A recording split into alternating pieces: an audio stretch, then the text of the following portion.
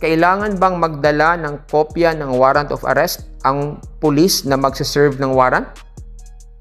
Under Section 2.6, Letter D, Number 2, Rule 2, Chapter 3 of the PNP Manual, the police officer need not have a copy of the warrant in his or her possession at the time of the arrest.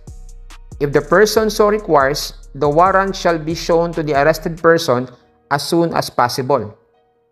Similarly, ito po ang nakasaad sa Section 7, Rule 113 of the Rules of Criminal Procedure. The officer need not have the warrant in his possession at the time of the arrest, but after the arrest, if the person arrested so requires, the warrant shall be shown to him as soon as practicable. The general rule po is, dapat talagang magdala ng kopya ng warrant ang pulis na aaresto. This is to prevent doubt from the person to be arrested kung legal ba ang pag-aresto sa kanya.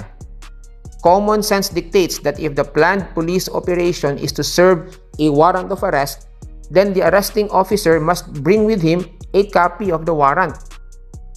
Although the rule states that the police officer need not have a copy of the warrant in his or her possession at the time of the arrest, this is more po of a practical exception to the general rule.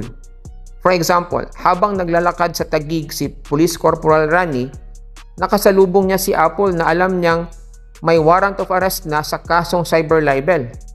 Question: kailangan pa bang bumalik ni Police Corporal Rani sa Taguig Police Station para lang kunin ang kopya ng warrant of arrest bago niya arestuhin si Apple?